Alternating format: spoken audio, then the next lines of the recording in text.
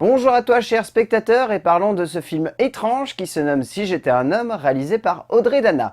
L'histoire est celle de Jeanne, une mère de famille qui vient juste de se faire larguer par son mari avec qui elle sortait d'un break et qui ne va pas avoir la pension complète de ses enfants parce que son ex-mari est un connard visiblement.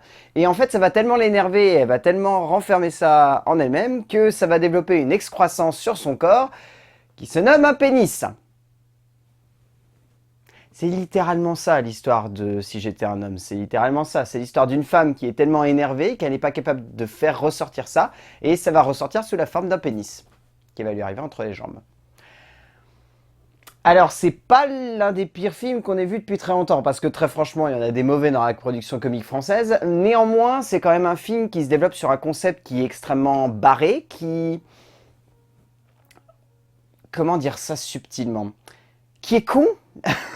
Parce que franchement, avoir cette histoire-là, c'est vraiment bizarre en fait, parce que c'est pas un euphémisme, il y a beaucoup de femmes qui se sont toujours demandé ce que ça faisait d'avoir une bite. Voilà, c'est lâché, c'est dit. Pour autant, est-ce que ça vaut le coup d'en faire un film qui soit à la limite du sexisme? Je sais pas. Parce que très franchement, c'est un film qui parle du sexisme avec tellement peu de subtilité que ça pourrait s'appeler cliché le film. Parce que sérieusement, je veux bien croire qu'on est cons les mecs, mais de là à raconter l'histoire d'une femme qui va devenir conne uniquement parce qu'elle va développer un pénis entre les jambes et qu'elle va pas réussir à trouver le juste milieu à des moments, enfin c'est... Et puis, bon. Au niveau du scénario, le scénario qu'ont signé Maud Ameline et Audrey Dana repose avant tout sur cette idée-là. Et pire du pire, en fait c'est ça le gros souci du long métrage, le fil conducteur de la narration et de la dramaturgie de ce film, c'est le cul. Parce que Jeanne va être obsédée du cul par le fait d'avoir un pénis entre les jambes. Littéralement, ça n'est pas une vanne. La seule motivation quasiment qu'a Jeanne du début à la fin du long métrage, c'est de baiser. Et à partir de là, on se retrouve avec le gros souci du film. Parce que derrière, et c'est là en fait que le film peut décevoir, il y a une histoire qui est tout de même assez intéressante. Parce que c'est l'histoire d'une femme qui va devoir apprendre à s'émanciper de sa situation de femme enfermée chez elle pour devenir une vraie femme libérée et pouvoir trouver l'amour. Ce qui en soi est plutôt joli comme histoire. Après, le souci, c'est que le développer au sein d'un concept qui est de l'ordre de... Justement, cette femme va devoir apprendre à devenir une vraie femme parce que d'un seul coup, il va y avoir une bite qui va lui pousser entre les cuisses. C'est pas forcément la meilleure idée. Et Audrey Dana n'est pas forcément très douée d'ailleurs pour les meilleures idées, parce que Sous les jupes des filles, c'était un film qui avait énormément posé problème, parce que pareil, ça racontait l'histoire d'un groupe de femmes qui étaient uniquement obsédées par l'idée soit de trouver un mec, soit de s'envoyer en l'air. Et on retrouve la même thématique dans Si j'étais un homme. Cette espèce de thématique du cul domine la vie. Et peut-être, mais pas au cinéma. Au cinéma, c'est pas ça, sinon ça donne 40 ans toujours puceau, qui est une bonne comédie d'ailleurs, parce que ce n'est pas le sujet central du film. Ça donne 40 jours, 40 nuits, qui est du même concept, mais voilà, c'est une comédie qui s'imite uniquement à ça et qui essaye d'aller à l'encontre justement de ce cliché-là. Mais Si j'étais un homme, c'est pas un scénario qui est très intéressant, parce que la thématique justement de trouver l'amour pour devenir une femme libérée et assumée,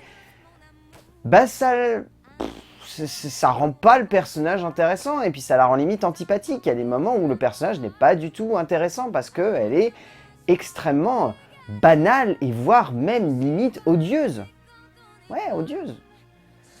Et puis au niveau de la mise en scène, Audrey Dana, c'est pas une grande metteur en scène en fait, elle a un énorme souci, elle ne sait pas en fait se servir de la puissance de son image pour iconiser certains de ses personnages ou rendre les moments comiques vraiment intéressants. Ce qui fait qu'on se retrouve avec un film qui est extrêmement linéaire, qui est pas du tout rythmé, c'est-à-dire que le film dure 1h40, à aucun moment on a cette sensation d'avoir une dynamique de montage ou d'énergie au niveau de la scénographie et du rythme du film qui permettent au sujet d'être dépassé. Non, le film est extrêmement plat, il enchaîne les scènes après les scènes, il ne développe pas de comique de situation, la plupart du comique de situation vient de la place qu'ont les acteurs avec leurs personnages, il ne vient pas de la manière avec laquelle la mise en scène développe ça.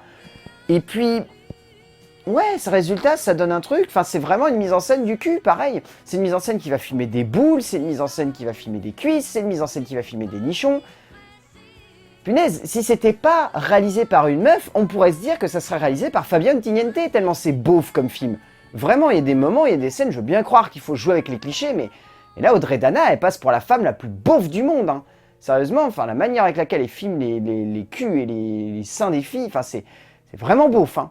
Et puis, résultat, elle ne développe jamais de thématique. Et puis, ouais, il y a un gros souci au niveau de la cadence de l'image. À des moments, elle va vouloir absolument utiliser des espèces de caméras qui vont créer une cadence de l'image un peu bizarre, mais résultat, ça fait complètement sortir du film parce qu'on se dit, pourquoi c'est pas supposé marquer à tel moment cette scène, c'est pas supposé faire ressortir un détail. Pourquoi il y a cette cadence de l'image qui est différente?